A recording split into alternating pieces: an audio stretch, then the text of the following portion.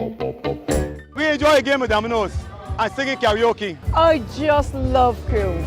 When you love me just a little bit longer. You get to relax and have a drink and listen to some nice music. It's something different. It's spectacular. It's fabulous. You know, it's a different feeling altogether. I never feel so good in a party yet. Follow me to Q in the Community this Thursday. So good in a party yet. You know why? While you go about your business, we go about our business, and that is gathering the news. Stay up to date at CBC News Barbados on Facebook, Instagram, and Twitter. Get news update on radio throughout the day. And join us for the CBC News Night at 7 every night. CBC News team is on the job and bringing you the news. There is a saying, you can find a Bajan anywhere. Are you a Bajan living abroad? Or do you know of one who has migrated to another country? Well, we at Mornin Barbados would love to have you or them on our Bajan Affair segment. Share your amazing stories, experiences, and how you have adapted to a new culture. Send us an email to morninbarbados@cbc.vb. And together we will travel the world.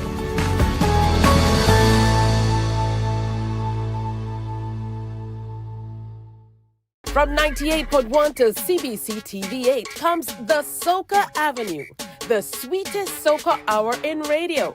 It's artists with new tunes and some old sweet ones too, jamming on the Soca Avenue. Saturdays, join AON Skills and the crew down on Soca Avenue, all new on CBC TV8. Feeling the festival.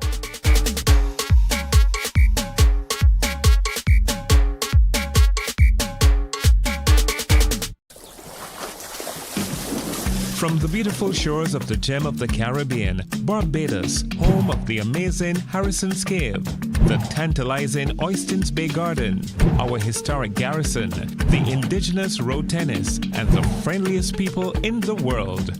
We are 94.7 FM, the ultimate Bajan experience.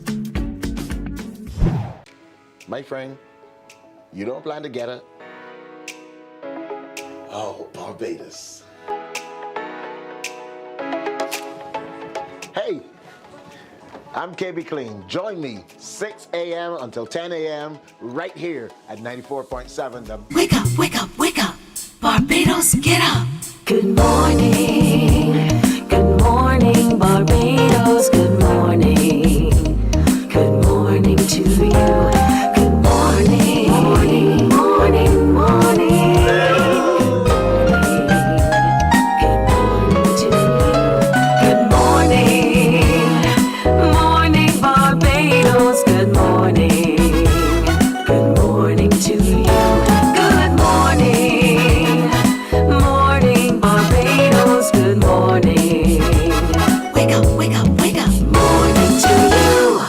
It's Monday, the 22nd day of July. Welcome to another Morning Barbados presentation. So good to have you with us today and every single day.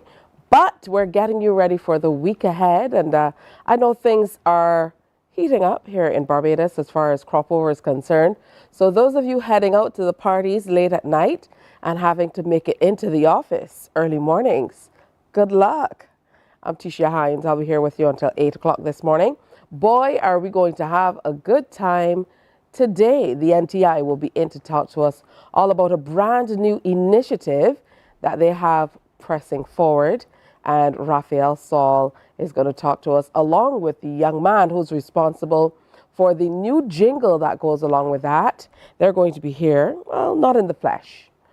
They're going to join us online to tell us more about that initiative and talk about how you can get involved, how you can benefit from that as well. Also, we're talking about the Girl Guides Association, and Margaret Burke, who's International Commissioner of the Girl Guides Association, is here along with Ella Rimmer and Victoria Rouchant. They are UK Gold Team leaders, and the UK Gold Team is a kind of an offshoot of the Girl Guides Association. We'll tell you more about that as well, so that you can hear about all the wonderful work they're doing with girls all around the world. So we look forward to that. Plus, now we had a little hiccup where it came to the second installment of the Cropover exhibition owing to Hurricane Beryl. So they had to dismount the presentation, and it now has been mounted again. So the curator at the Queen's Park Gallery, Onika Small, we always love to have Onika in. She'll be in to talk more about that. And as we continue to focus on the arts during this festive season, Giselle Walker is our very special guest today. We're going to get to know her a bit more. She's a painter, illustrator, writer, and a whole lot more. So there's lots happening. Plus, of course, we bring you the highlights of everything that happened this weekend. Okay, maybe not everything, but most things. We couldn't possibly get around to everything. As we told you, it's been very, very hectic. And there's some music on the horizon, some new music. Grateful Co is now back in the social commentary arena. He's been doing exceptionally well this Cropover season.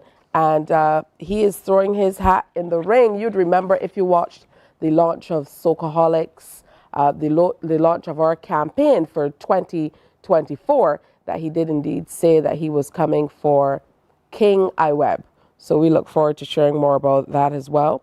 But this year, the Barbados Defence Force is celebrating its 45th anniversary of establishment. And the actual date is August 15th. We're going to be celebrating along with them until such time. They'll be observing this milestone under the theme, Proven Excellence, Shaping a Positive Future. So I'm lucky to have a few good gentlemen joining me on set this morning to talk all about all of the work that they've done through the years and what they're doing even now. A special welcome to Barbados Regiment Captain Shane Drakes, Officer Commanding Special Operations Company. Good morning, Tisha. Great to have you here. Good to see you again. Thank you again. And also with us is Sergeant Kyle Mears, Platoon Sergeant, Special Operations Company. Hi, good morning, Tisha. Good morning. I told them already that they're looking like it's a chore. They're like, yeah. This is our military faces. This is the military face. So do I need to put on a military face too? Yes, just I'm always grinning. That won't happen. I probably won't get recruited for that reason, but you know, that's just my demeanor. Always a big smile on my face. First of all, I mean, thank you for the work that you do.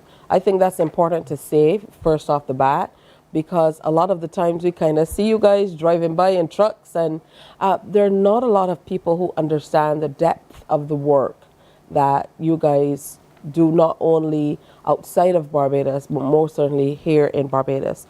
So I'm going to start with you, Captain Drakes. Tell us a little bit about the Special Operations Company and the work that you do here on island. Yes. Special Operations Company is one of the subunits of the Barbados Regiment, which are the person you'll see wearing this beautiful green uniform. Special Operations Company is responsible for the operations on a day-to-day basis for the Barbados Regiment on behalf of the Barbados Defence Force. Usually we provide duties alongside and in collaboration with the Barbados Police Service. We also work jointly with the Barbados Fire Service and any other agency that requires our assistance. So besides doing the joint patrols with the police, we are called upon to do rescues of persons who have been fallen into wells, who have become trapped in places. So we also have that fighting part of us, which is the full infantry, guns and bullets and boots. And we also have that assistance to persons that we can provide using HADR. We have persons who are trained in urban search and rescue as well. So the company has grown throughout the years from just commando squadron, where it's just guns and bullets, into a more diverse subunit within the Barbados Regiment. All right, so I'm here to kind of dissect things. And you said HADR, which is Humanitarian Aid and Disaster Relief. Yes, please. Now, I had to ask you about that beforehand. Sergeant Mears, you are a platoon sergeant with the Special Operations Company. Talk to me about your rise through the ranks, because looking at you, you look fairly young. to be a platoon sergeant? Talk to me more about that. Unless, you know, your age belies the look. I think it does. I would have joined the Barbados Defense Force in 2013. I worked my way up through the ranks from a recruit to a rifleman, then on to a section 2AC and a section commander, up to where I am now, currently a platoon sergeant. My job within Special Operations Company is the platoon sergeant for number 2 platoon, where I focus on maintaining discipline and maintaining morale, as well as administering to the platoon within Special Operations Company. All right, that's a lot of work. That's a lot to do on a day-to-day. Talk to me about some of the responsibilities that you guys have in terms of going out, in addition to the joint operations with the Barbados Police Force, the Barbados Police Service, or maybe the Fire Service, or what have you. I'm interested in the HADR, and I know that you guys kicked into high gear, especially when there was COVID. You had a lot to do. Talk to me more about that. Okay, so, well, I was first you start with COVID. Well, during COVID, as you know, the whole of Barbados went into entire lockdown, curfew, everything. So some of our duties we perform, whereas assisting the Royal Barbados Police Force at the time with the curfew patrols, keeping persons who are not supposed to be on the road, off the road. And on the more humanitarian side, we would have aided the government's initiative to help in delivering care packages to those who would have been in need throughout the pandemic. Yeah, and Captain Drakes, I know that a number of times, all of a sudden, we had to transport people to different facilities and so on, and I saw a few ambulances that might have been a different division from you guys, but all, of course, falling under the force, under the HADR banner. Yeah? So, Yes, you know, outside of that, talk to me about some of the other things that the company undertakes. During COVID, we would have been one of the isolation centers, so we would have to provide safe housing for persons who were traveling in and out of Barbados while they waited on their COVID tests to return. So we provided that assistance to them in terms of housing, feeding, and security to make sure that no person breached the guidelines. Besides that, not just Special Operations Company, but the entire Barbados Regiment and Barbados Defense Force would have provided all that logistical support to aid persons with transporting persons who came down with COVID from whichever facility they were at down to Harrison's Point. All of our medics, which are assigned to the Barbados Regiment, were deployed to assist with swabbing, whether it be at the airport, the seaport, or our isolation facilities. So we really had a large footprint during COVID.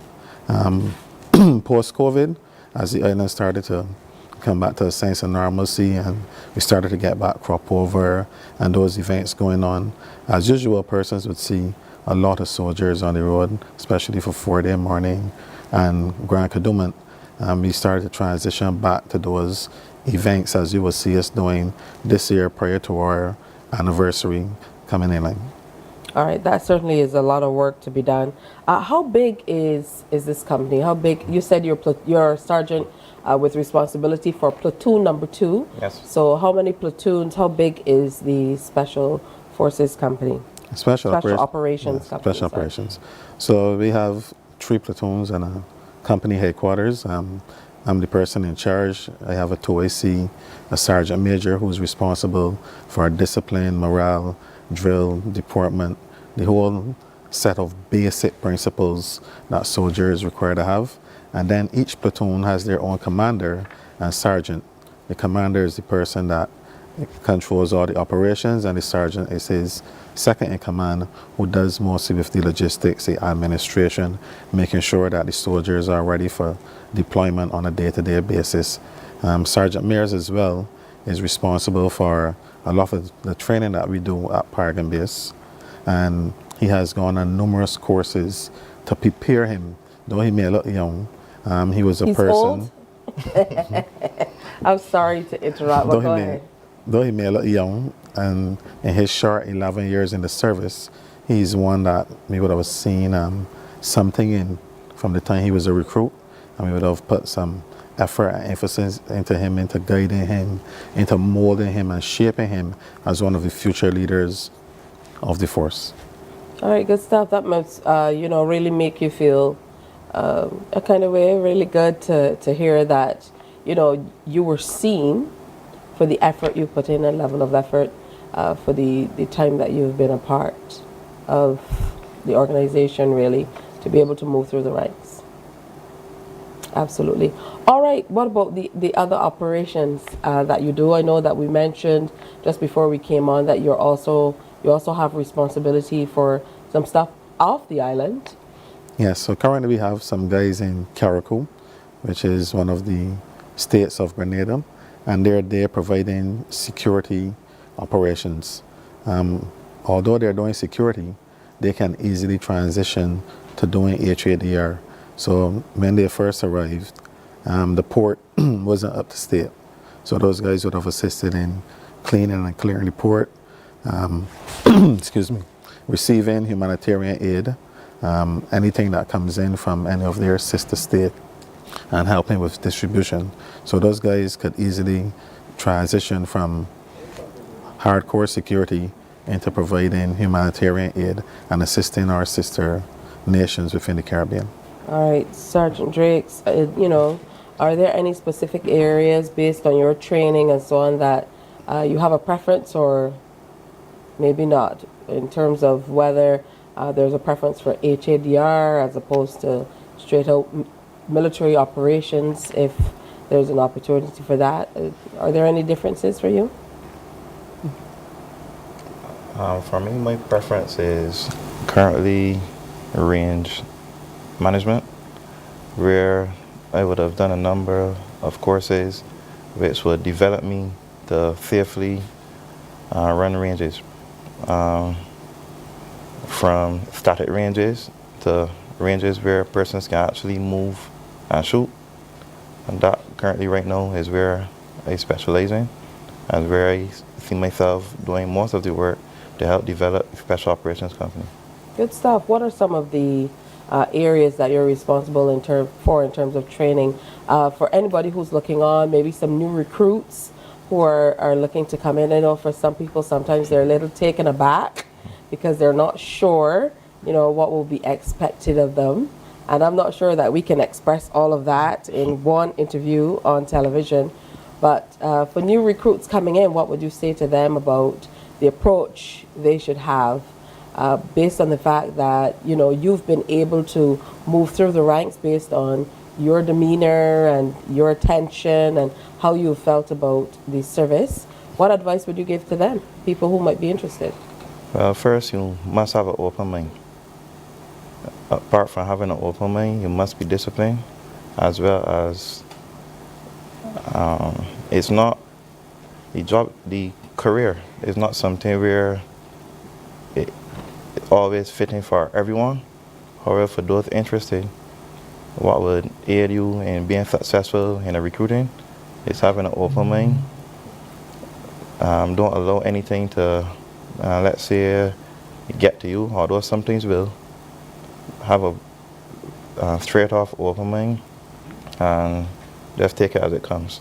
You'll have easy days, you'll have more rough days than easy days. As is the case with every career. So, I'm happy that, that you mentioned that you really have to be open-minded about what you do in terms of, existing in that particular space. What would you say about or to young people maybe looking on who might want to be a part of the service? To the young people coming in, I would have joined the service in 2003, going through the senior recruiting, so I know exactly what is required. They have to understand that what they see soldiers driving on the street, doing Cropover operations, they may think that that's what it is to the Army, but it's more diverse and dynamic than that. We look to foster sound relationships. We have things such as drill that builds teamwork. We also have a lot of physical training involved because soldier has to be fit to fight.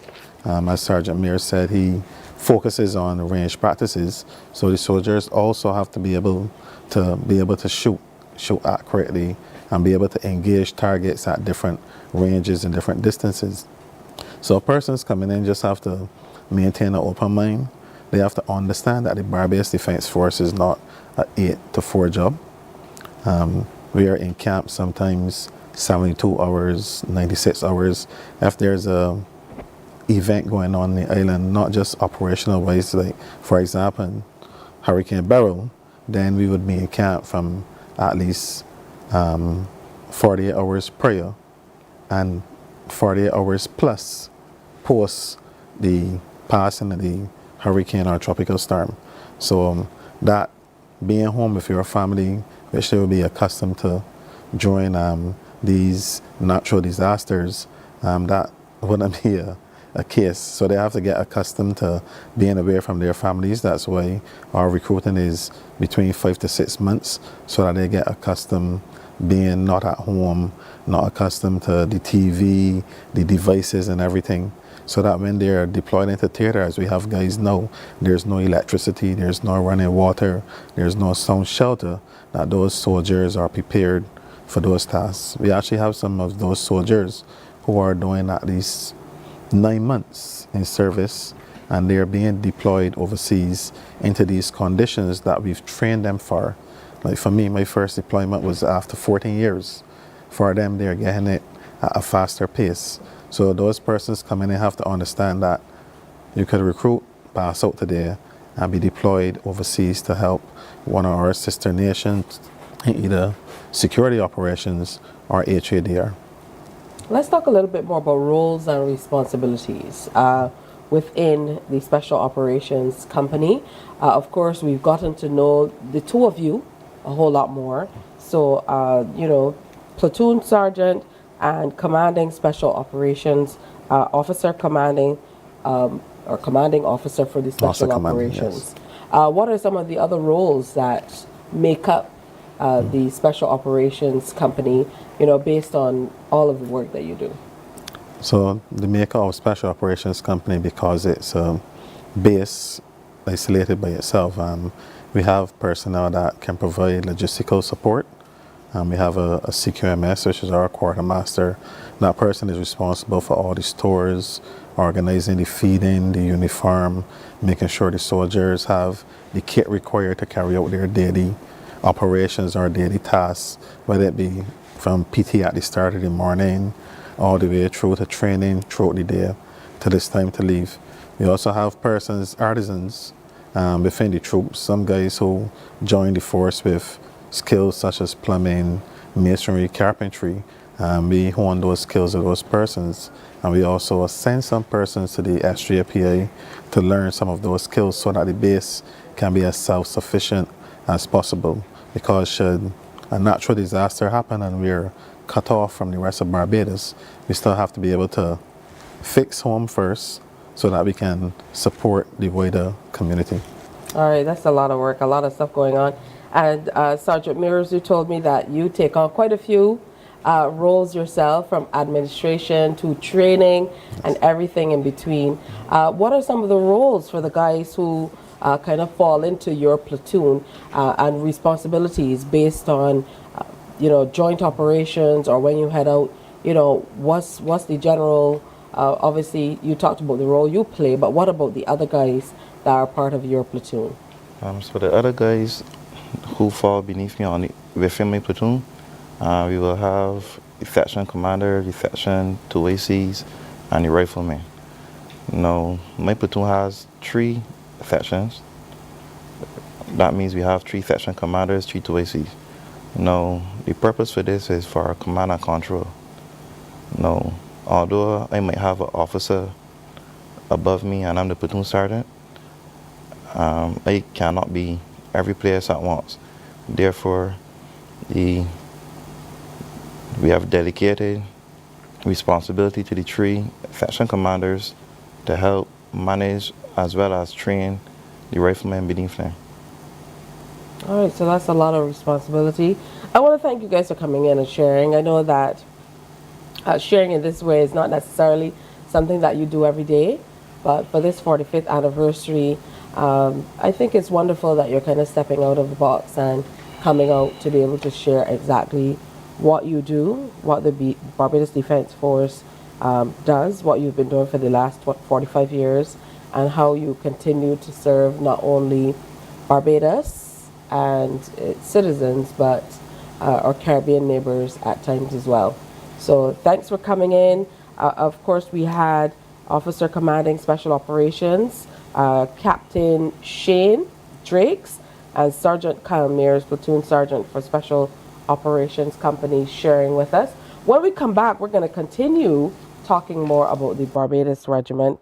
That will be in just a little bit. And also we have NTI coming up in that Press Forward campaign. So stay with us. Morning, morning, morning. Good morning. Good morning to you. My friend, you don't plan to get it? Oh, Barbados. Hey, I'm KB Clean. Join me 6 a.m. until 10 a.m. right here at 94.7, the best and ultimate Bajan experience. My show is called Bajan to the Bone. Don't miss it, Bajan to the Bone. Weekdays right here and only here on 94.7.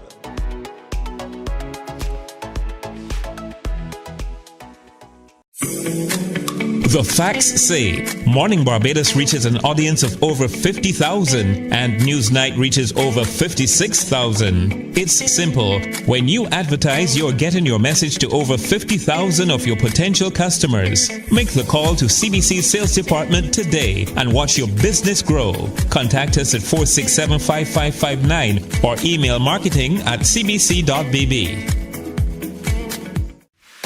Welcome to the Cropover Sweet Spot, your go-to show for all things Cropover 2024.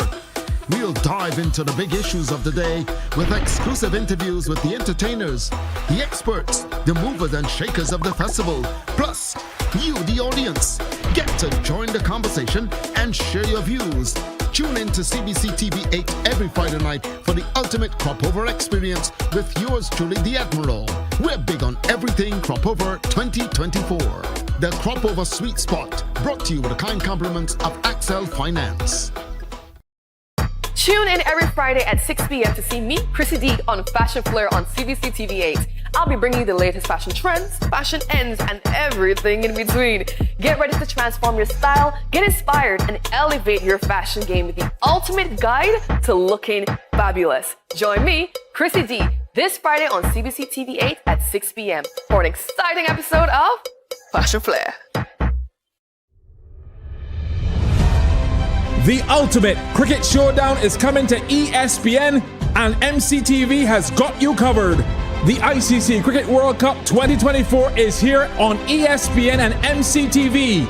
Tune into MCTV channels 302 and Morning, morning, morning. Good morning. Good morning to you. It's 24 minutes now before 7 o'clock. Already 24 minutes to 7. So we're continuing our discussion as we look toward the 45th anniversary of the Barbados Defense Force. This time around, though, we have the Barbados Coast Guard represented. So Barbados Coast Guard Sub-Lieutenant Zonne Kelman, the 2IC Division Officer Engineering, is here with us. Good morning. Good morning. And also here's Lieutenant Commander Graham Rochford, Executive Officer with the Barbados Coast Guard. Good morning and welcome. Good morning, Tisha. Good All right. morning, viewers. Good to have both of you joining us this morning to talk a lot more about the work you do. And again, I'd like to thank you for the work that you do for Barbadians, because a lot of the times we are oblivious to what is happening just beyond our shores. We hear sometimes about operations and what's happening, but we're not sure exactly how things are coordinated and how things are done. And I know you're going to share a little bit about the work that you do in the maritime space around our borders with us. So I'm going to start with you, Lieutenant Commander Rochford. Talk to me a little bit about an overview of what the Barbados Coast Guard does for the island. Good morning, viewers. So, firstly, the mission of the Barbados Coast Guard is to safeguard the national interests of Barbados and protect its territorial waters. We like to do that through the use of professionalism, constant vigilance within the maritime environment, and interagency cooperation with our stakeholders, customs, the Barbados Police Service. All right, that's a lot of work. And for you, Sub-Lieutenant Kelman, talk to me a little bit about your role as an engineer or second in command, division officer for engineering, and how your role feeds into this general mission.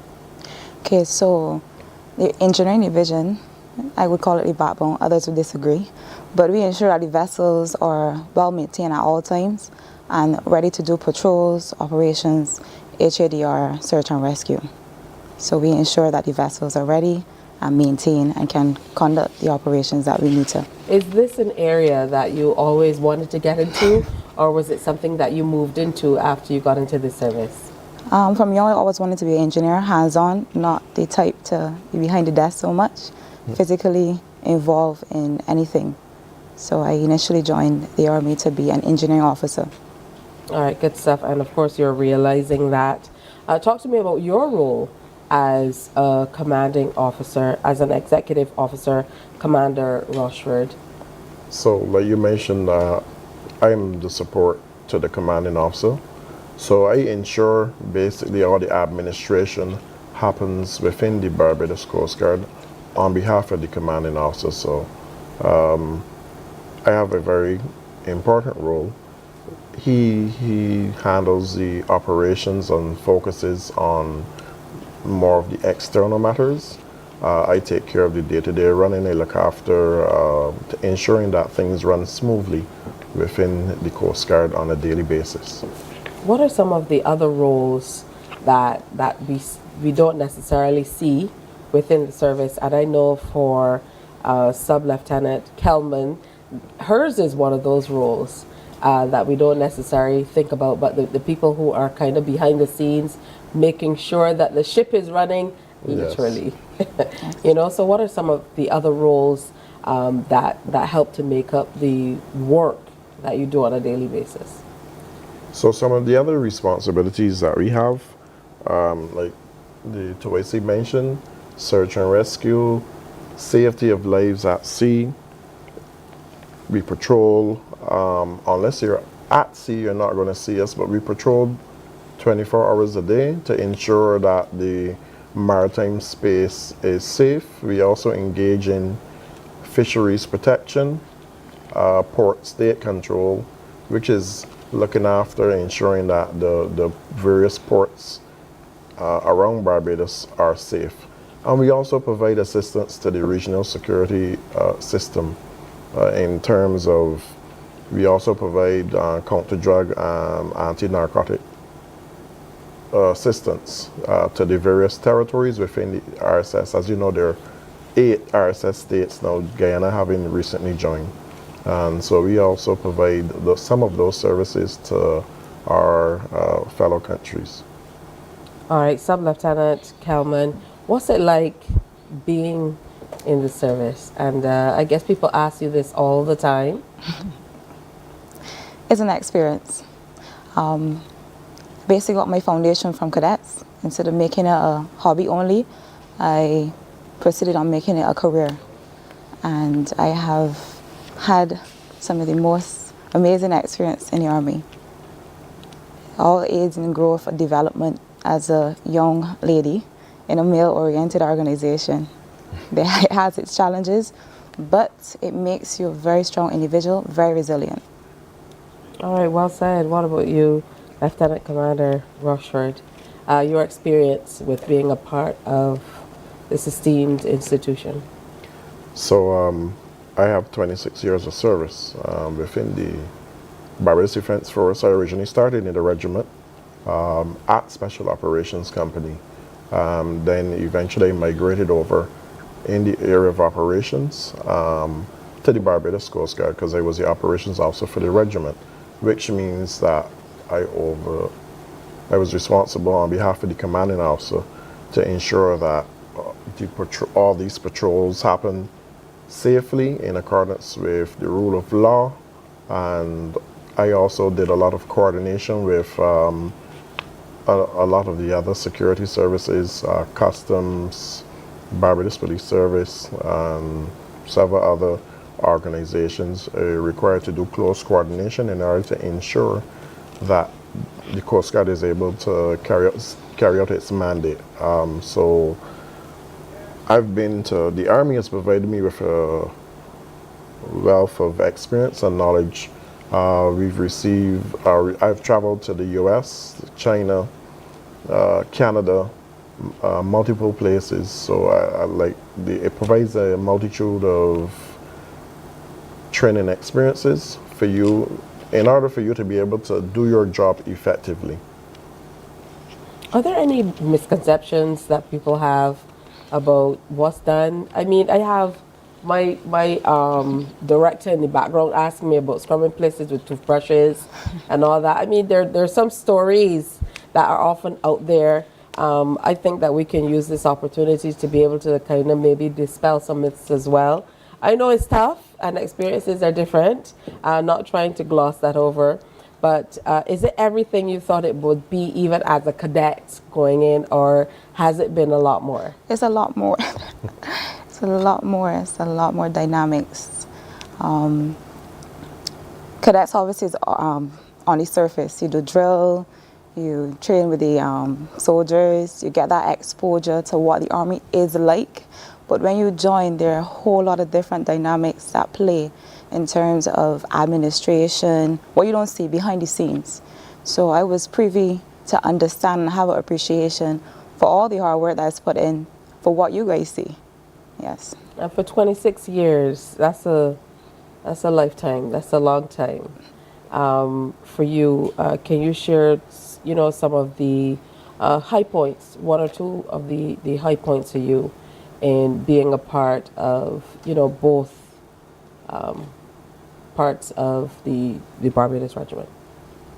And the Coast Guard? The Coast Guard. Yeah. So, well, the highest point for me is actually service to the people of Barbados. Ultimately, that's why we're here. That's what we do on a daily basis. That's what we're here for. People kind of look at the Army as an organization that is like a fire alarm. Break the glass, pull here in case of emergency. But like the Tawasi said, the Army is multifaceted. It provides a range of opportunities. Okay, so Jamaica, I've done junior staff training in Jamaica. So that teaches you about, it teaches you how to be an officer, how to command troops, how to administer to troops, because it's not just about giving orders, but you also have to look after the welfare of the soldiers and sailors under your command as an officer. And even as a non-commissioned officer, which the sergeant from Paragon was that spoke earlier, he also has a lot of responsibility in terms of administering, looking after the welfare, looking after the well-being of the persons under his command. It's just that I have a greater responsibility in terms of numbers. And at the Coast Guard, you also have to look after the vessels. So, and that's, as she said, why the engineering department is very important. So, I've been to China. No, I did my naval training in China. That was like almost 15 years into my career, whereas she would have started from the beginning within the Coast Guard. So I had to basically learn something new. And that's the thing about the Army. Every day is a new experience. Every day is something new, a new tasking. So it also teaches you how to be flexible and how to be responsible. Let's talk deployment. Because that must be, you know, a whole lot of extra challenges that come along with it. From doing your day-to-day duties, then of course you're away from the island, so it draws on different resources from you and from the organization as well. And I know that you guys do, as you mentioned, a lot of work for our Caribbean neighbors too. So your thoughts on deployment and the role that you play in being able to help outside of the island. Okay, so I was privy to be on the deployment for the volcano in St. Vincent, and we didn't know what we were going to get into, but the mere fact that we were going to assist, we lean on that a lot, and to be able to provide the basic necessities for persons on every voyage to and from Barbados, and then to see the progression from where it was to where it went after. That's what we hold on to. Yes, we miss our families. Yes, we miss your time home. But helping others is what we thrive on. So we don't think about ourselves first. We ensure that persons around us are good, and then we focus on ourselves. And of course, we often hear that when there, you know, dangerous things that happen, or if we have climate crises, or there's a hurricane or a storm, many Caribbean islands say Barbados was the first to be here. That means that planning does not commence when something happens.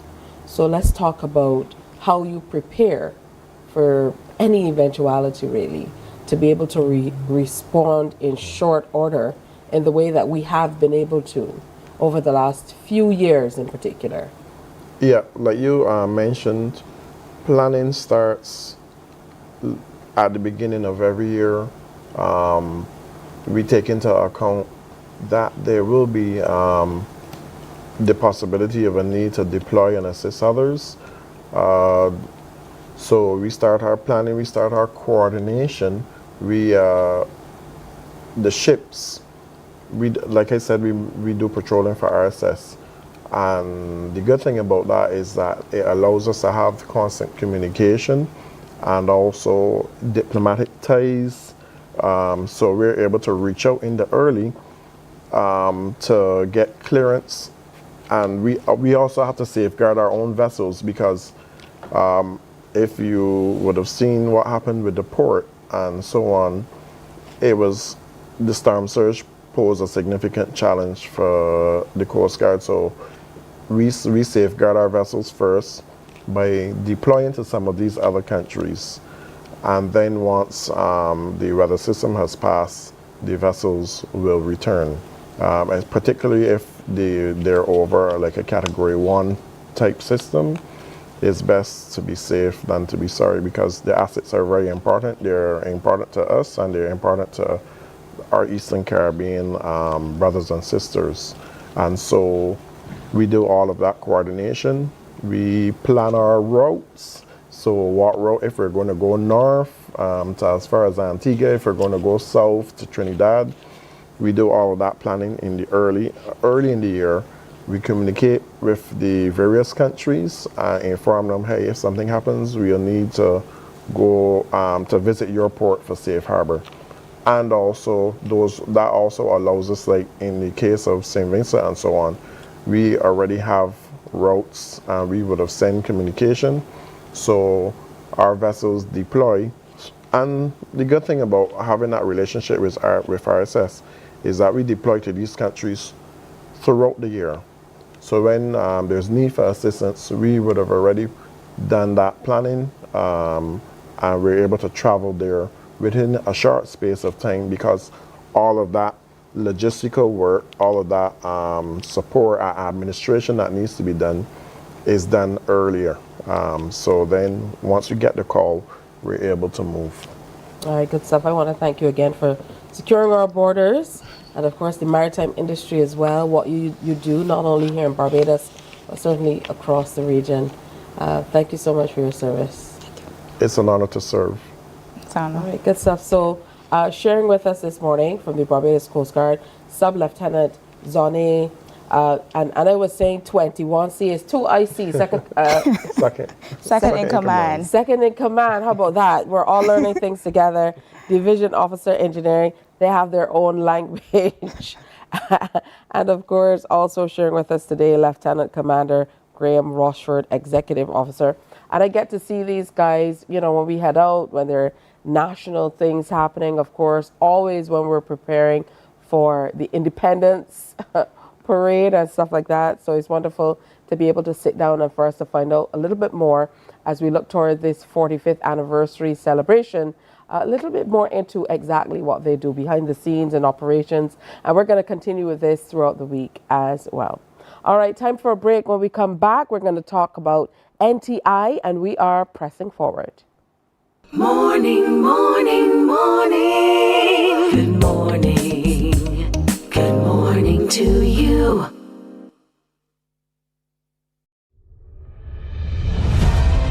The ultimate cricket showdown is coming to ESPN, and MCTV has got you covered.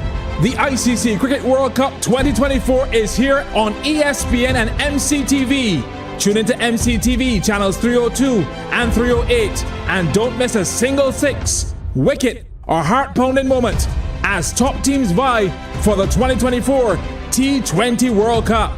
From June 1st to 29th, it's cricket you can't afford to miss.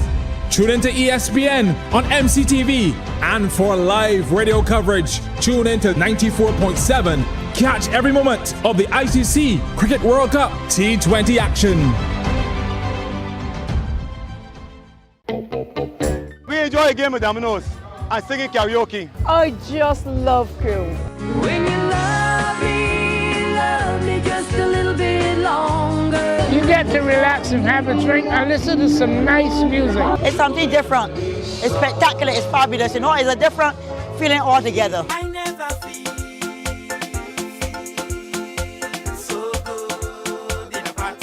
Follow me to Q in the Community this Thursday. You know why? While you go about your business, we go about our business, and that is gathering the news. Stay up to date at CBC News Barbados on Facebook, Instagram, and Twitter. Get news update on radio throughout the day. And join us for the CBC News Night at 7 every night. CBC News team is on the job and bringing you the news. There is a saying, you can find a Bajan anywhere. Are you a Bajan living abroad?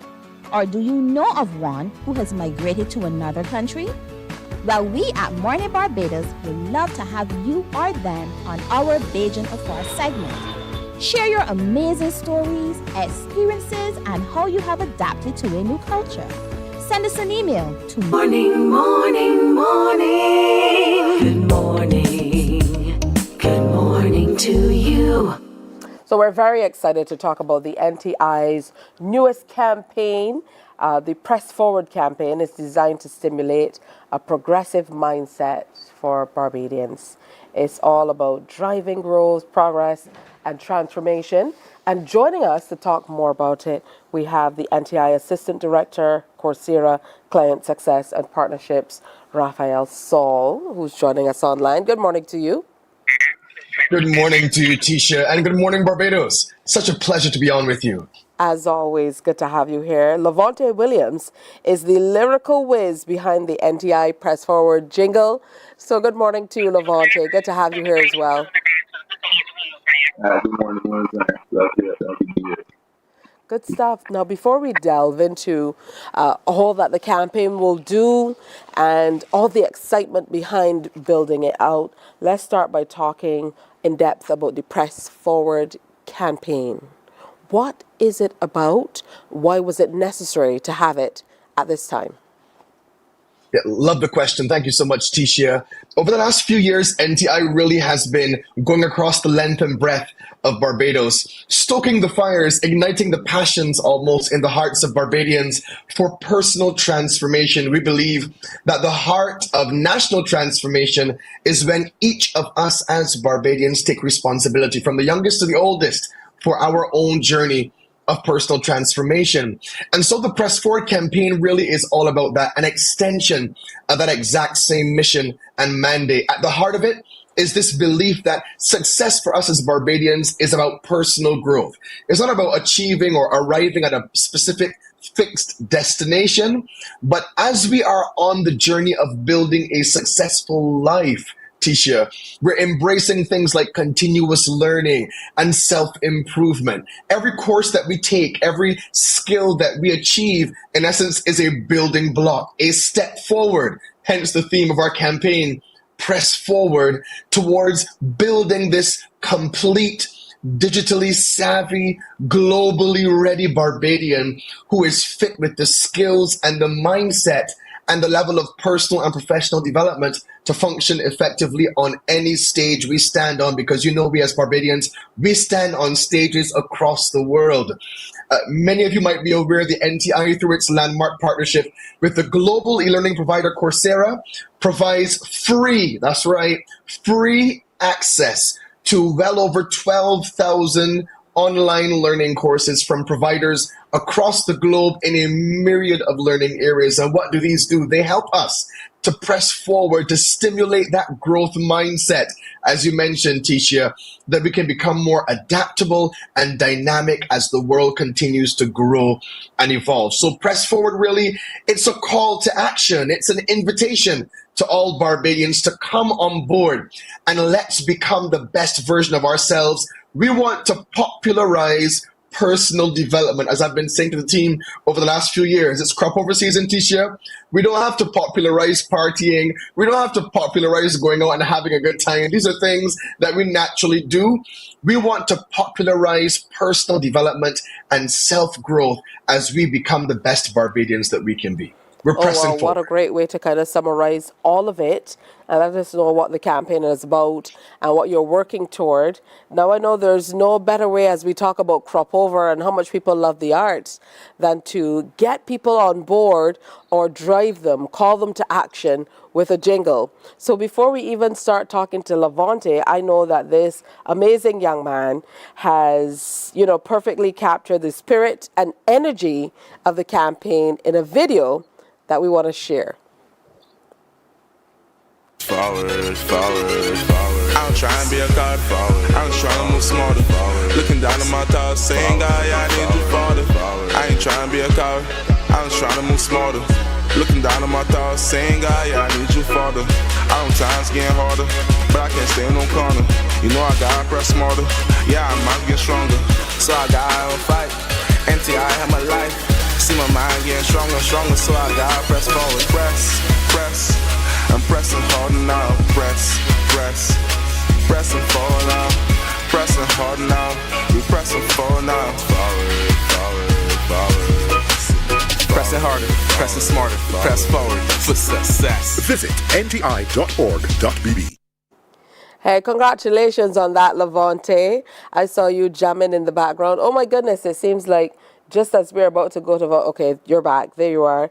So talk to me about the process of getting this jingle together. What was your entire process like in writing and then performing it?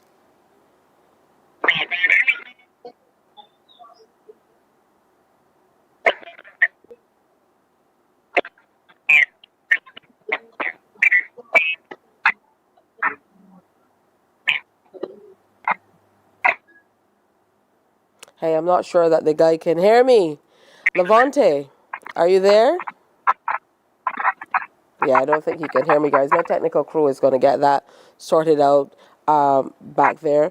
But as we move forward, how important is it, Raphael, to have, such diversity involved? I know you mentioned it has to be inclusive as well, but this particular jingle kind of brings it home. We're going with the campaign. It's very fresh, it's very youthful, and I think it will appeal to a cross-section of people, but particularly younger people. Absolutely, Tisha. I think it's really important when you have a message that is as central to the future and progress of a people as national transformation is. we want to make sure that we speak it in a language that a cross-section of Barbadians can understand and easily connect with, but also get excited about. And when we found Levante, one of the members of our NTI Advance initiative, you might be familiar with the Youth Advance Corps, the project that NTI is doing with those young people. Absolutely amazing project, really providing a catalyst for them to become this digitally savvy, eager, excited, I'd say potential unlocked group of young people. And we found Levante really as a diamond in that group. And when you started to drop the bars, Tisha, on this jingle, we were absolutely blown away. We want to say a huge thanks to the entire team also that helped to support us getting in studio, getting it recorded. And now the jingle really captures, you mentioned it, the youthful energy that we want to be a part of the thrust of this campaign. And I'm not suggesting that NTI is for young people only. We have learners as young as primary school age, and we have learners into their 80s. So it really is for everyone.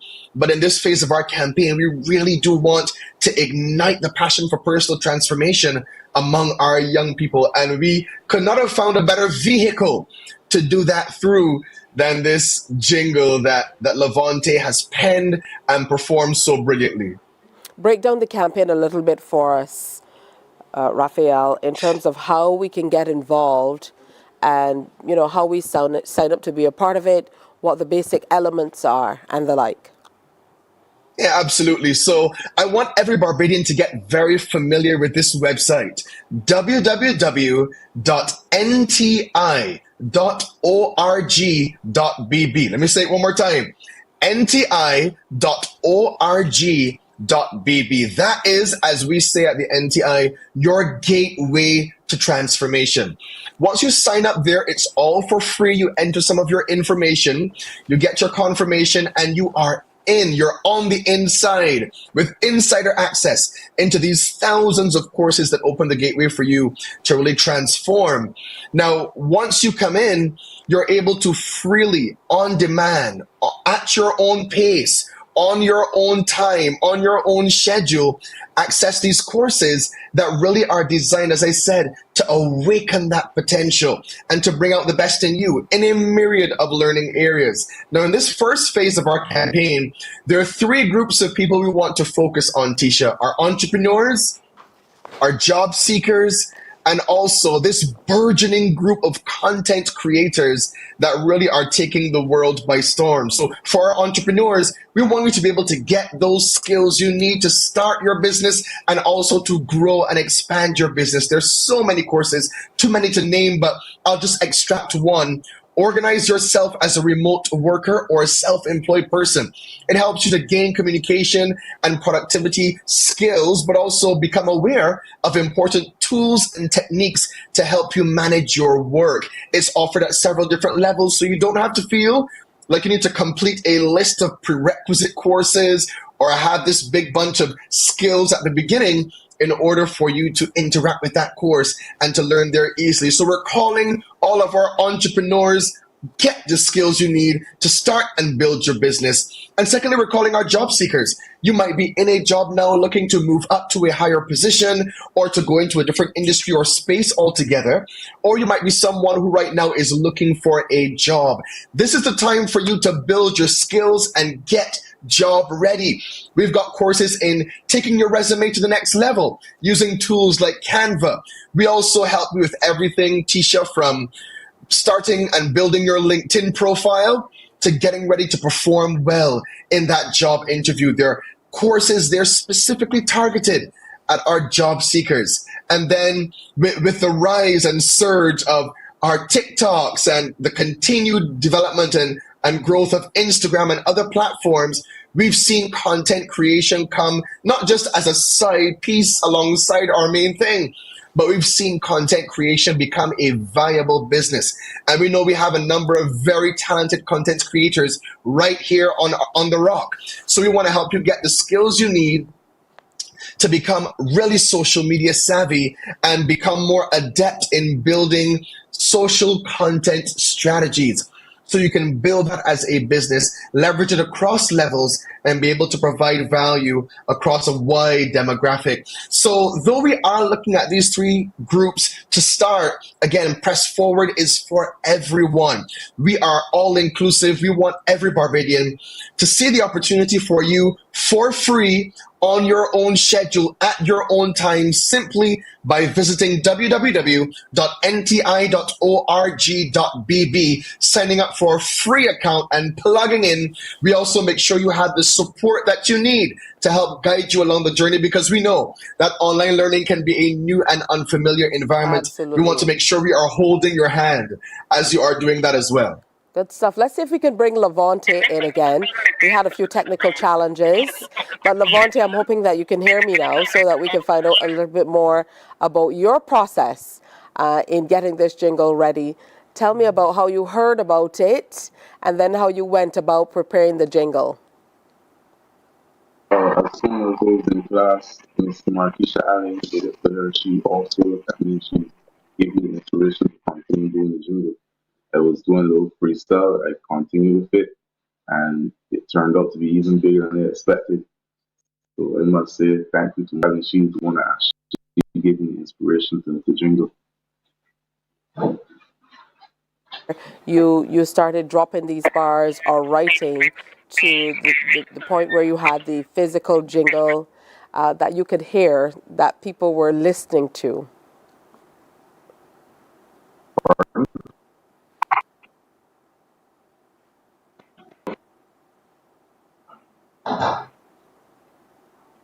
Well, how long did the process take to get it finished? Oh, it took, I would say, 3 to 4 weeks. The entire jingle, the lyrics, everything about it. There was a rough edge version. It got cleaned up. With help from Miss Donna Redmond. She helped me a lot with the jingle. And being in the studio, I was going back and forth with it. It was something I could really and truly enjoy. Guys, I must say. And the lyrics, I was just thinking, man, the best way to think about it, I don't want to be a coward, so I'm just go forward and do this jingle. So I just put that in it. I don't want to be a coward. Tell myself I got to move smarter. I saw my future self looking down on the tower and just needed God to keep me going forward.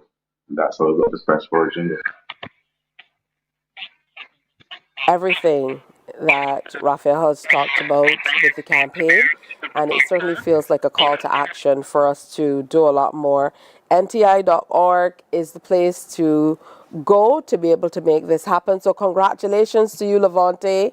Let's hope this is the start of seeing you doing a whole lot more in terms of music and exploring more of what you love. And for you, Raphael, yeah, I know that you definitely are continuing. We look forward to hearing a whole lot more about the Press Forward campaign. Thank you so much, Tisha. And we are excited to bring it to Barbadians. Come on board, nti.org.bb. Can't wait to have all of you as a part of the already thousands of learners who are improving themselves and becoming the best version of themselves, along with the help of the NTI. Pleasure to be on with you, Tisha. Absolutely. Thank you, both of you gentlemen, for sharing with us. Remember, whether you're looking for a start for a business, a new career, or you're looking to learn content creation, there's a course that's perfect for you. Press Forward for Success. Thanks so much to Raphael Saul, and thanks so much to Levante for that good work, all with the compliment of the National Transformation Initiative. A special good morning to the entire team. I spent some time with them over the last few days as well at a graduation for another project that they're undertaking with training in association with Coca-Cola. So definitely doing lots and lots of wonderful work across the island. Time for another break here on Morning Barbados. When we come back, we're talking to the Girl Guides. Morning, morning, morning. Good morning.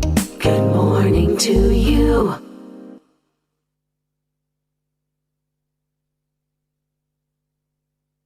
There is a saying, you can find a Bajan anywhere. Are you a Bajan living abroad? Or do you know of one who has migrated to another country? Well, we at Mornin Barbados would love to have you or them on our Bajan Afar segment. Share your amazing stories, experiences, and how you have adapted to a new culture. Send us an email to morninbarbados@cbc.vb, and together we will travel the world.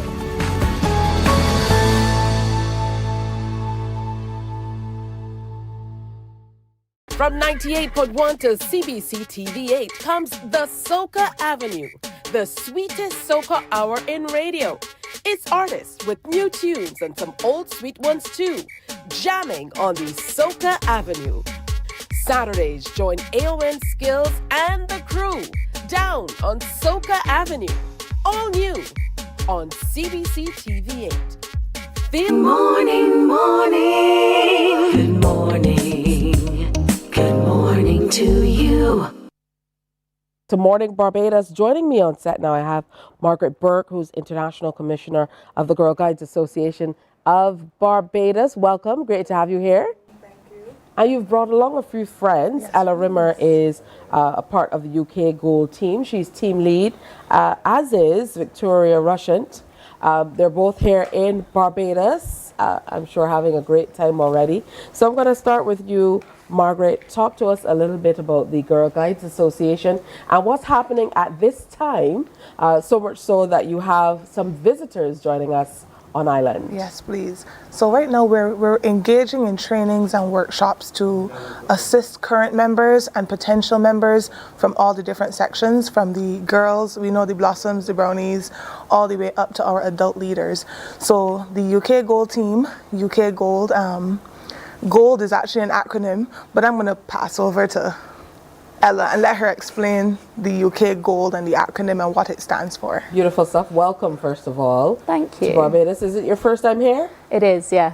All right. Well, welcome for the first time. Hopefully it won't be the last. Absolutely not. So UK Gold as an acronym. Yeah, so Gold itself is a national initiative in the UK. It's guiding overseas linked with development. So it's a really wonderful experience for us as adult leaders within Girl Guiding to sort of develop our own skills and have some sort of cultural exchange, but also it allows us to foster sort of international relationships with other institutes like the Girl Guides Association of Barbados, and hopefully help them to develop where they might need help. All right, for you, Victoria, what does being a part of this Gold team, coming to Barbados and undertaking some of this training, what does it mean to you? I think it's such an incredible opportunity, you know, being away from home, getting to work with the Girl Guide Association of Barbados. It's just something very different, and they've been very welcoming to us, and we've enjoyed every moment that we've been here. What does it entail, first of all, you know, coming here and sharing? So we've been working on this since January. There's been a lot of preparation behind the scenes in the lead up. So I've been in communication with Margaret and other members to sort of plan what sessions we're going to be running, and then with the rest of the team to sort of actually plan and create resources for all those events.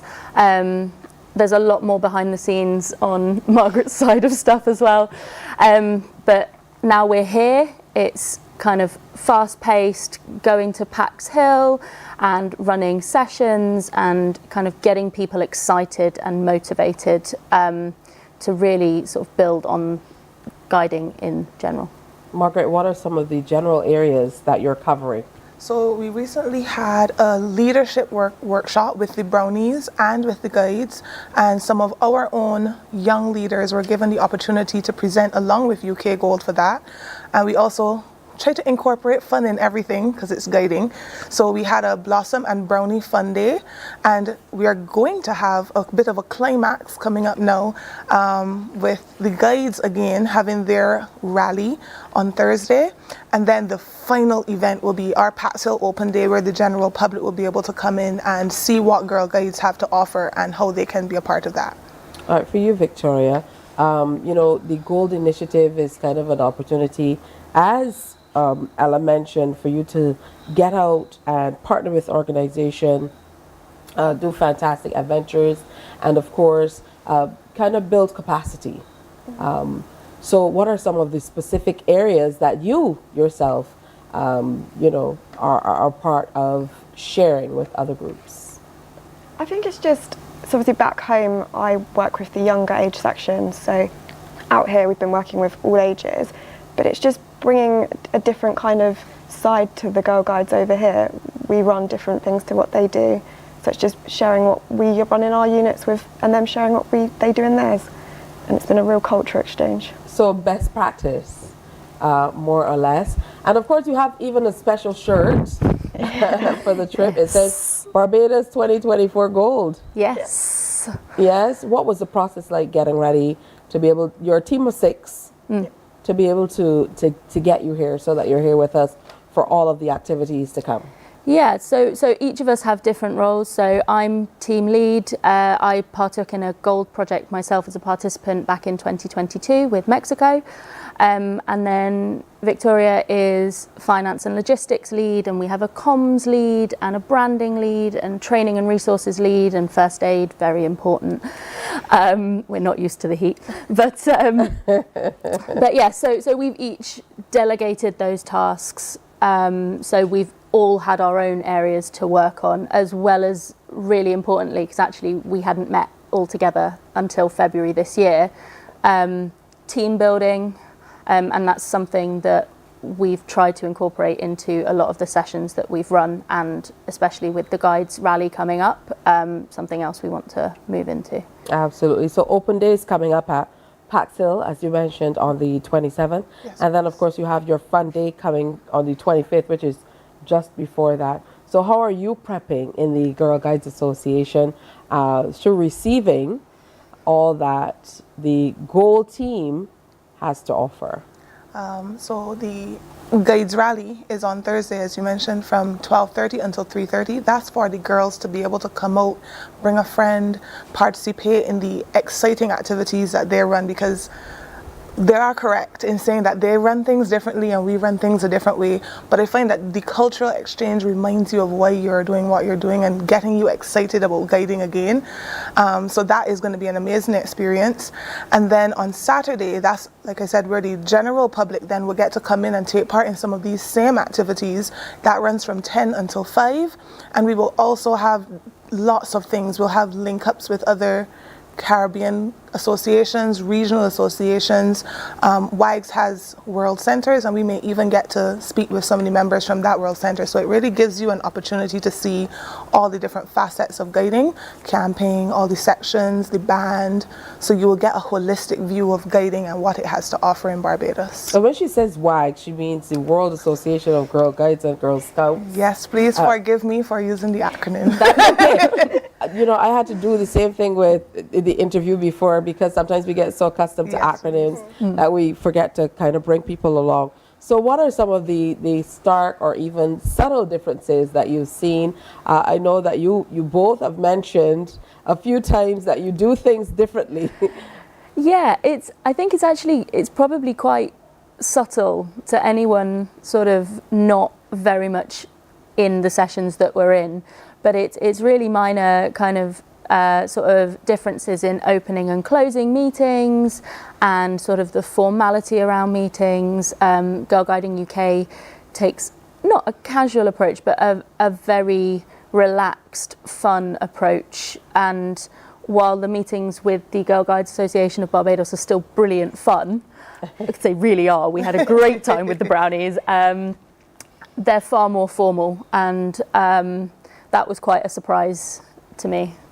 Yeah, I can see that we have our girl here not in an agreement as well, Victoria, with that in terms of the formality of it. So I want to thank all three of you for kind of braving the early hours to come out, because I'm sure in addition to the heat, you had to acclimatize a little bit because of the time difference. So welcome to Barbados. Thank you know very that you're much. having a good time. So a special good morning to the rest of the Gold team as well. And I hope that you enjoy the rest of your time with us. And of course, we encourage everybody to come out on Thursday for the activity fun day from 12:30 in the afternoon until 3. And then for the open day at Paxil on Saturday the 27th as well. I've not been back to Paxil since I was a brownie. You should come. I hope to see you there. Be like coming home. Just a few years ago. Just a few. Yes, but thank you, ladies. And I wish you the very, very best. Thank you very much. Have a great day. Good stuff. So if you have a little one, you know, get them involved with brownies, or if they're going into secondary school, Girl Guides. Always a fantastic experience. I had a great time as a brownie myself. Time for a break here on Morning Barbados. The time is quickly moving by. It's already 7:22, but stay with us because we have lots more to come. Morning, morning, morning. Good morning. Good morning to you. From 98.1 to CBC TV8 comes the Soca Avenue, the sweetest soca hour in radio. It's artists with new tunes and some old sweet ones too, jamming on the Soca Avenue. Saturdays, join AON Skills and the crew down on Soca Avenue. All new on CBC TV8. Feeling the festival.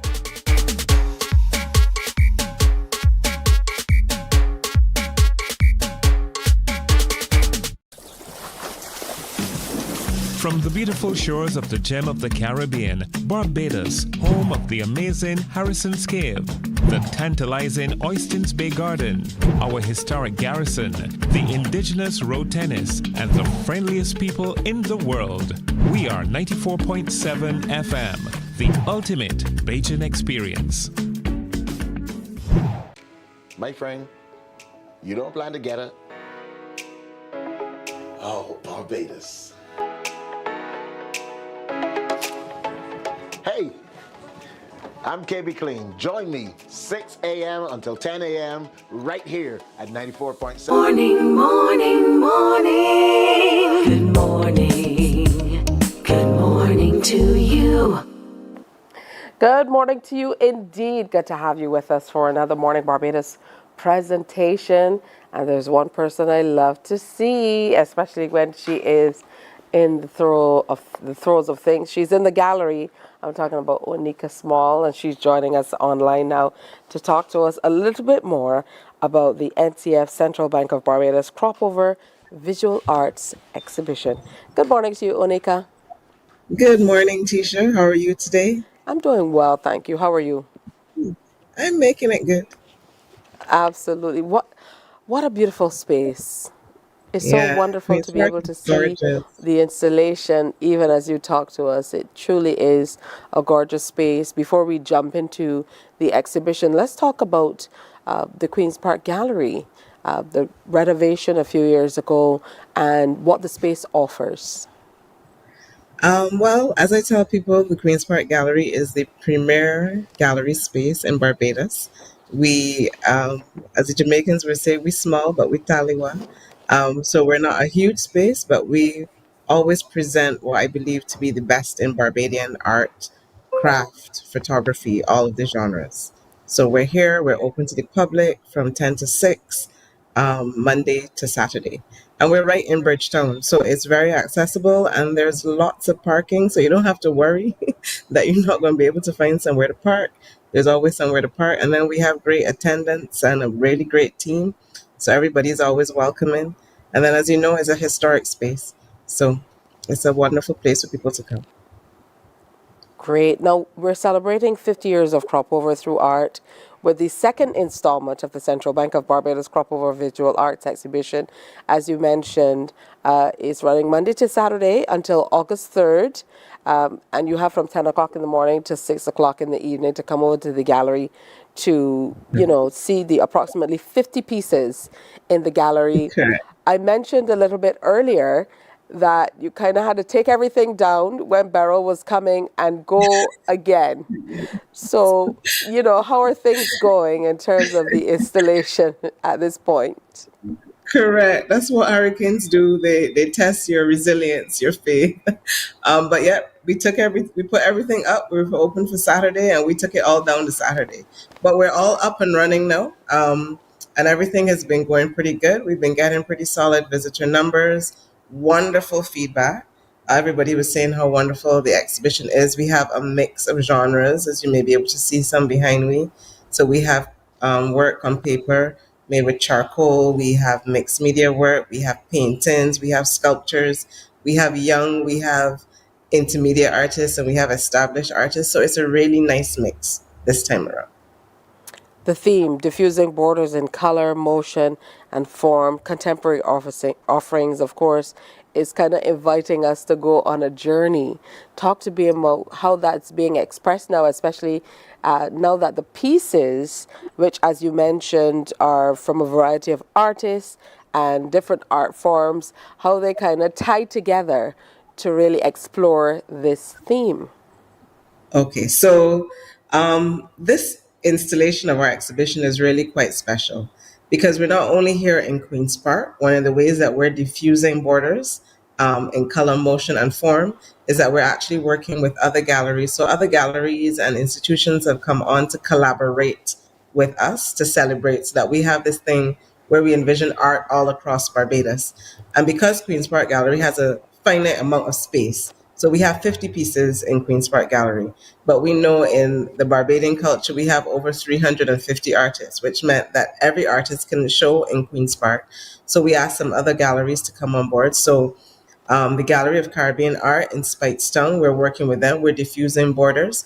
And they have put on a special exhibition according to the theme.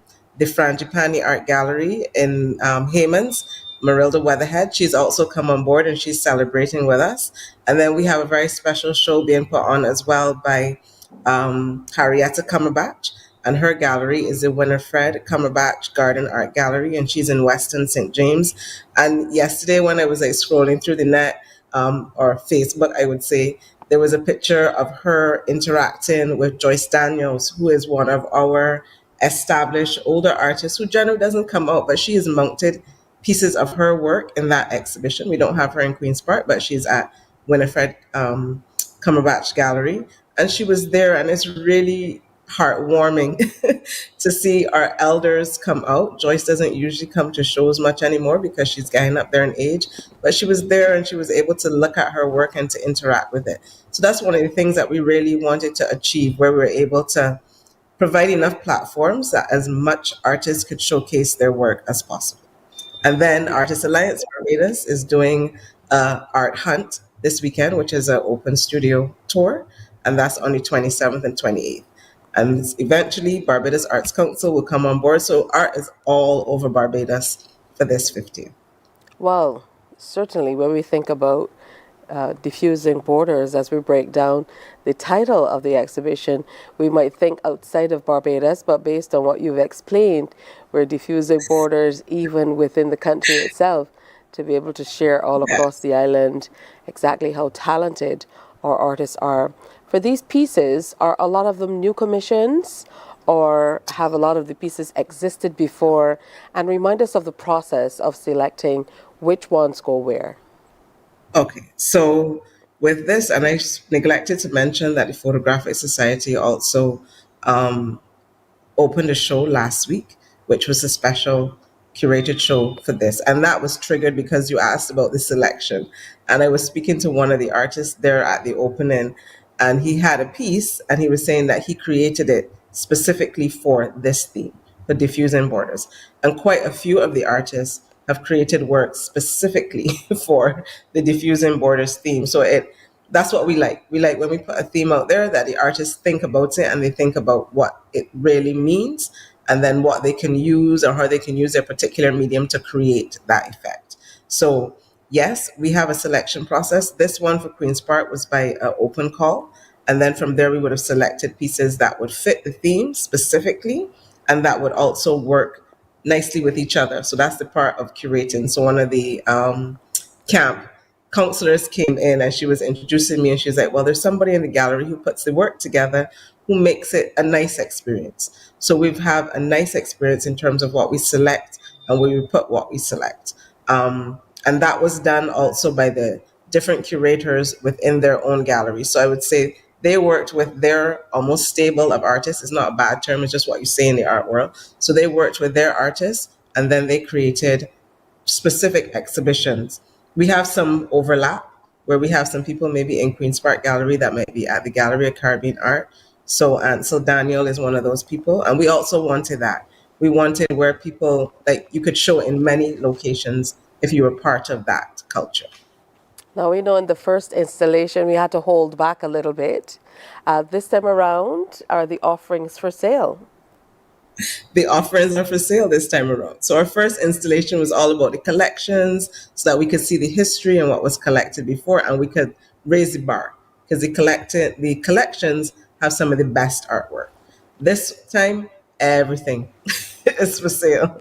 We're about making sure the artists are well supported and that you can also find a piece of art. I say at 50, one of the nice things about artwork is that it lasts.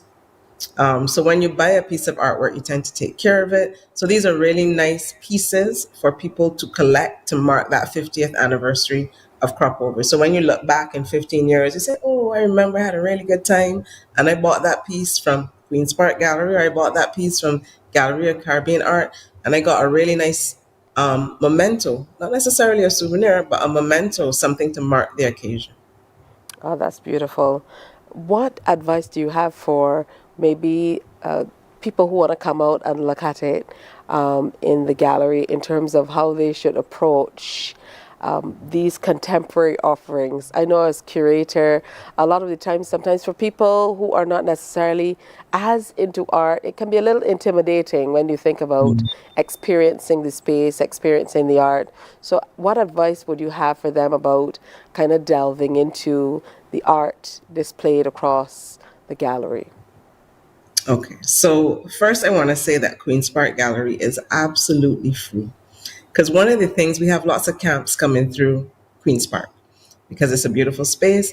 And sometimes I go outside and I would invite people in and they would say, some of the counselors, they would say, well, I didn't know that we could come in. And then I'm shocked because I'm like, Queen's Park is open to all. That's what we're here for. So that's the first thing. The first thing is that we're open to all. And then the second thing is that we would say when you come in, that I tell people who may not be artists or critics or have, all this education about art, that art is what connects you to your soul. So when you come in, just enjoy the pieces and know that certain pieces will resonate with you and certain pieces might not resonate with you. But you're not here to, as a member of the community, you're just here to come in, you're here to enjoy the work. So I see people coming in and some people look at certain pieces and sometimes I tell them you can see the love in their eyes or you can just see sometimes their whole body language and demeanor changes when they stop. I say stop to look and pause. A lot of the times we don't get that experience in life anymore because we're rushing from here, there, and yon. But with art, it gives us a time just to reconnect with our soul. So never go into a gallery thinking, I don't know how to experience it. I tell people experience it almost like how you experience music. So not every piece of music resonates with people. Everybody has their favorite calypso. So everybody can have their favorite piece. And the thing is, with the curating of this show, we're trying to ensure that there's something for everybody to enjoy. I'm sure there is, with approximately 50 pieces featuring a variety of artists and different art forms. There truly must be something for everybody. And we'd love to challenge everybody to go out and get a piece in commemoration of this 50th anniversary of Cropover. So always great to see you, Onika. I look forward to experiencing the presentation. I've not been down as yet. That's okay. You have time. Bring your daughter, I always say. Yeah, she's growing to love art as well. Indeed. So remember, diffusing borders in color and motion. It is the Cropover Visual Arts exhibition during the season of emancipation as well. So it's going to be up until Saturday, August 3rd. So you still have a little bit of time to be able to get in there and experience it. Thank you so much, Onika, for sharing with us. It's always great to see you. Always great to see you as well. Enjoy your day. And you. Did you see how beautiful the background was there in the gallery? Make sure you go on down and, as Onika mentioned, take the little ones as well and experience Bajan art. Time for another break. When we come back, we're going to continue to experience art as Giselle Walker joins us. She's a painter, illustrator, and writer. That's next. Morning, morning, morning. Good morning. Good morning to you. My friend, you don't plan to get it? Oh, Barbados. Hey, I'm KB Clean. Join me 6 a.m. until 10 a.m. right here at 94.7, the best and ultimate Bajan experience. My show is called Bajan to the Bone. Don't miss it, Bajan to the Bone. Weekdays right here and only here on 94.7.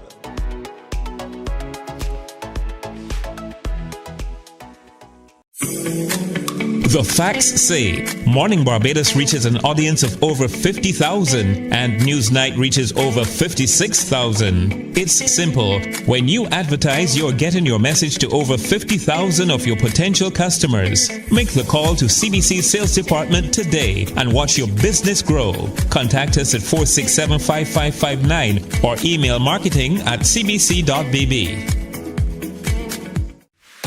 Welcome to the Cropover Sweet Spot, your go-to show for all things Cropover 2024. We'll dive into the big issues of the day with exclusive interviews with the entertainers, the experts, the movers and shakers of the festival, plus you, the audience. Get to join the conversation and share your views. Tune in to CBC TV 8 every Friday night for the ultimate Cropover experience with yours truly, the Admiral. We're big on everything Cropover 2024. The Cropover Sweet Spot, brought to you with the kind compliments of Axel Finance. Tune in every Friday at 6 p.m. to see me, Chrissy D, on Fashion Flair on CBC TV 8. I'll be bringing you the latest fashion trends, fashion ends, and everything in between. Get ready to transform your style, get inspired, and elevate your fashion game with the ultimate guide to looking fabulous. Join me, Chrissy D, this Friday on CBC TV 8 at 6 p.m. for an exciting episode of Fashion Flair. We enjoy a game of dominoes and singing karaoke. I just love Morning, morning, morning. Good morning. Good morning to you. Good morning to you indeed. I'm joined now by Elle, and this is an opportunity for us to explore exactly what I was talking about with Onika, how we feel when we bring art into a space. So Elle, welcome. Great to have you with us. As I mentioned, you're a painter, illustrator, you're a writer, you've done a little bit of curation yourself. Yes. So you are truly immersed in art. And these are a few of your pieces that you've brought here today. But I want to start by talking about the fact that you have two pieces as a part of the exhibition that we talked about at Queen's Park. Yes. Get into your early foray into art. At what age did you realize, hey, as we say in Barbados, I can draw pretty well? I think it was probably in primary school. I was lucky. I had a pretty good art teacher in primary school, and she would actually kind of go through different techniques and stuff like that. So I was starting to kind of get into it there. And then when I got to secondary school, I had another lovely teacher, Miss Natalie Atkins-Hyens, and she also helped push like the technical aspect, and I did art at CXC and all that kind of stuff. And I just kind of fell more and more in love with it, and more out of love with the idea of a 9-to-5. And so I was like, okay, I want to take this further. I want to see how much better it can get.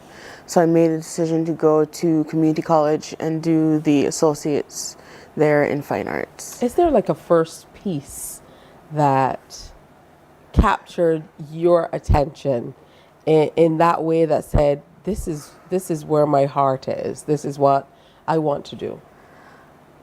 The first thing I can think of is, and I still have this piece, is I must have been in primary school. My mom and I were in town. We were walking across the bridge, and there was a gentleman that used to sell his artwork on the bridge. He would do like charcoal drawings and stuff. And my mom had put me in ballet, and I was doing ballet, and he had this beautiful charcoal drawing of a ballerina sitting in a chair putting on her pointe shoes. And I loved it so much that I stopped my mom and kind of begged for it. And she actually bought it for me. And I've had it framed, and it's been in my room since then, so for years. And that piece I always think of. I guess it was my first actual original piece of art to own. In terms of things that inspire me, there's also a painting. It's called The Black Prince at Creasy. It's more of like a traditional painting, oil painting. It's at the Telfair Museum in Savannah, Georgia. It is this huge, probably larger than 6 feet piece. And it's depicting kind of like a battlefield with horses and knights in armor. There's a bench in front of it, there's a giant spotlight on it, and you kind of just sit there and take it in, and it's just an experience. You feel it. And I always remember that moment, and that kind of drew me into really art, not only just as creating art, but the experience of it. It was such a beautiful moment for me that I don't think I'll ever forget that. Now, you pursued art at the Barbados Community College. Yes. And after that, you continued. Yes. Let's get into where art has taken you, literally and figuratively. Yes. So I went on to do my bachelor's degree in illustration at Ringling College of Art and Design in Sarasota, Florida. So that was a 4-year program, and it was from the basics up. So you started with, drawing styrofoam balls and pencil, and then you kind of graduated, and it was really about building the foundations so that when you have these grand ideas and you have all of these concepts, when you go to do them, you have like the foundational skills to really execute them well. And it was a great experience. I met a lot of great people there. I met a lot of teachers who were supportive, but you're away from home.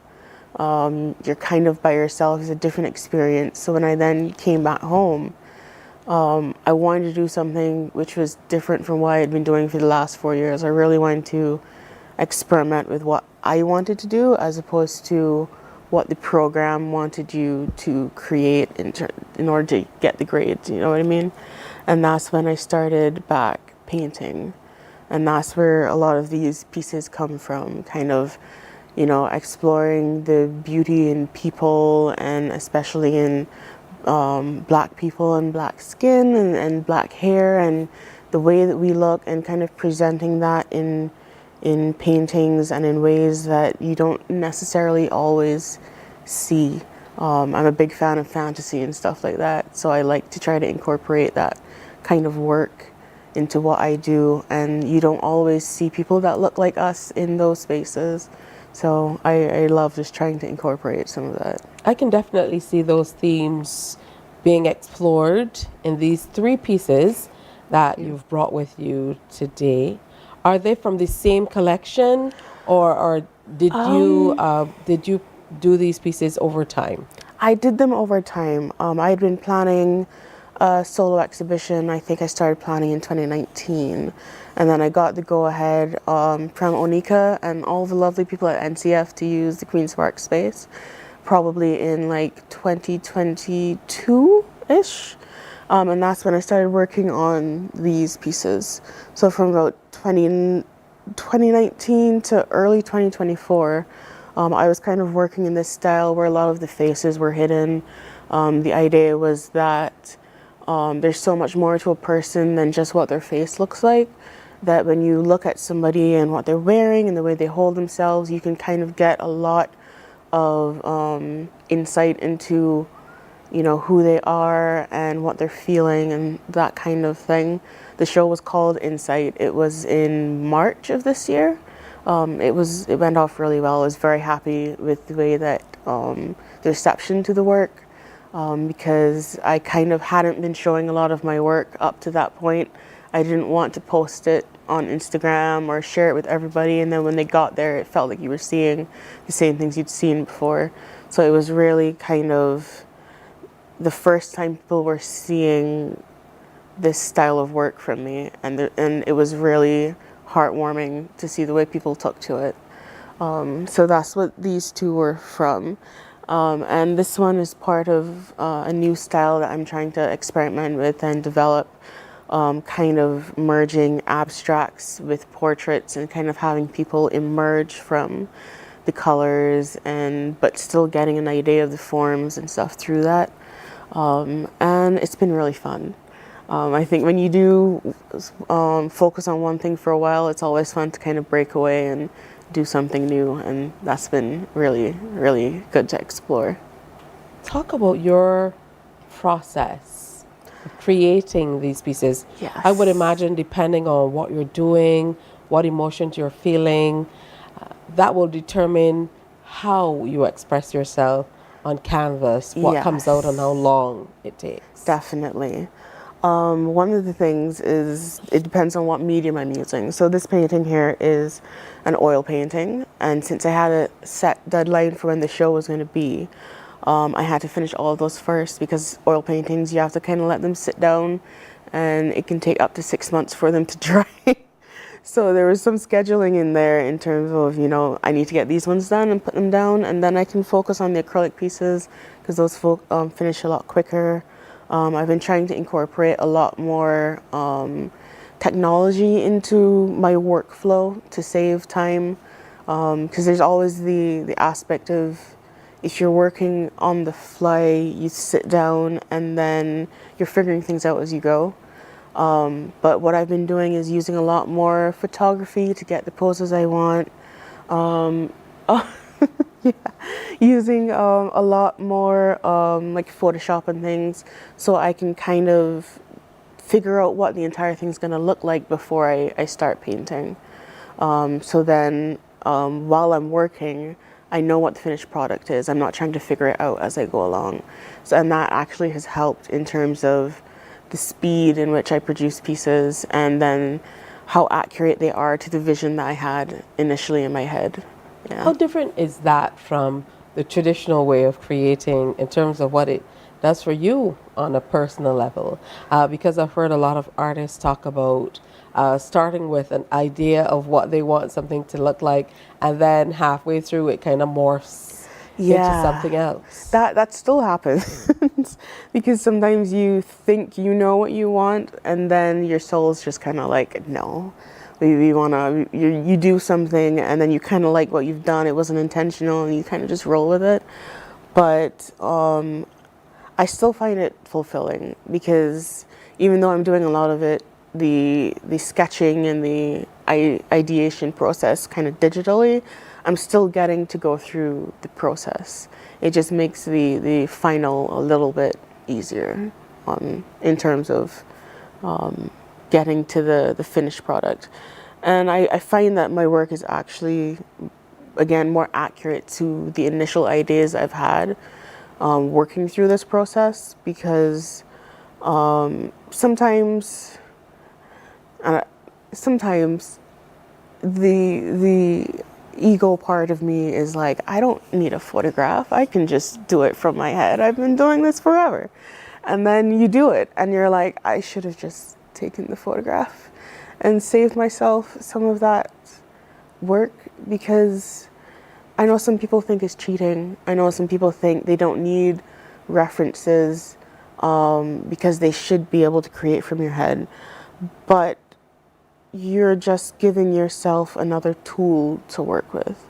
And you're just giving yourself the space to kind of focus on the things that are going to make the piece better, like the way that you paint it, the brush strokes you use, where you choose to add highlights and stuff, as opposed to having to also worry about, is my anatomy correct?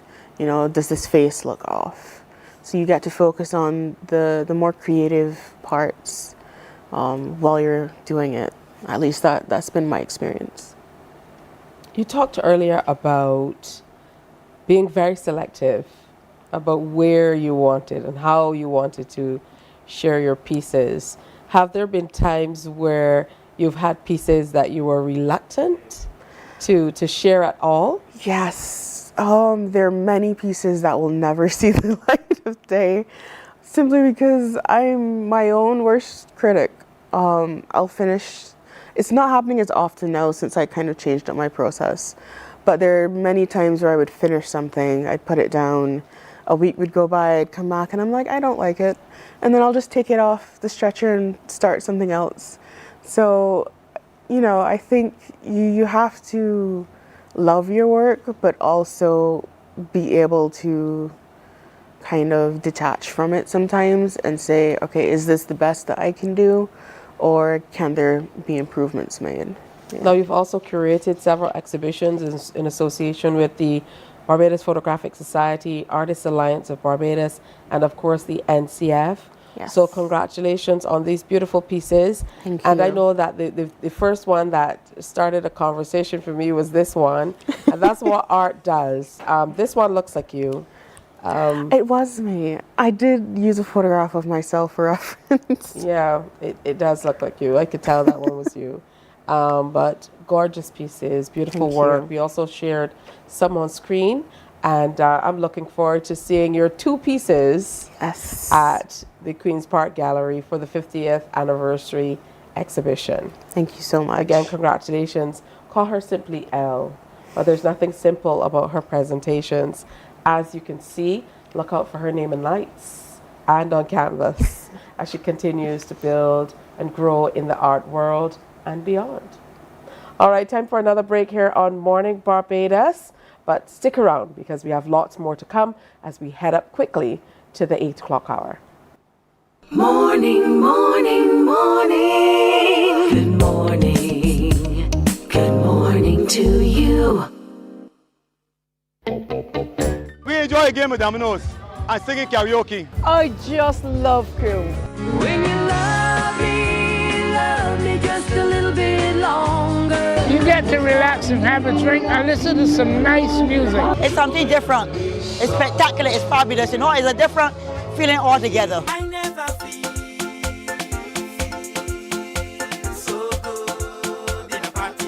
Follow me to Q in the community this Thursday. You know why? While you go about your business, we go about our business, and that is gathering the news. Stay up to date at CBC News Barbados on Facebook, Instagram, and Twitter. Get news update on radio throughout the day. And join us for the CBC News. Morning, morning, morning. Good morning. Good morning to you. So this weekend was a busy one. We started on Friday night with fusions. Of course, Andrew was here, Nicholas was here as well, and they talked about what we could expect. Let's take a peek and see.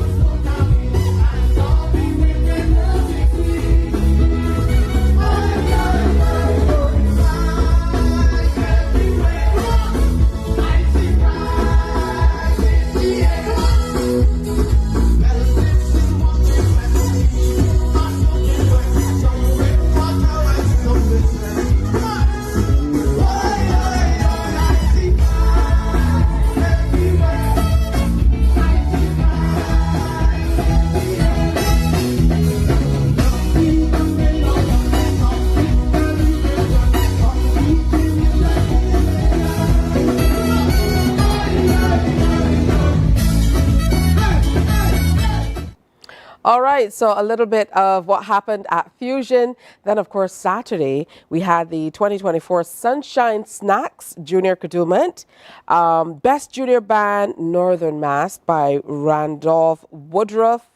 The Most Colorful Band, Fifth Element Mass by Kevin Small. Best Costume Structure, Fifth Element Mass by Kevin Small as well.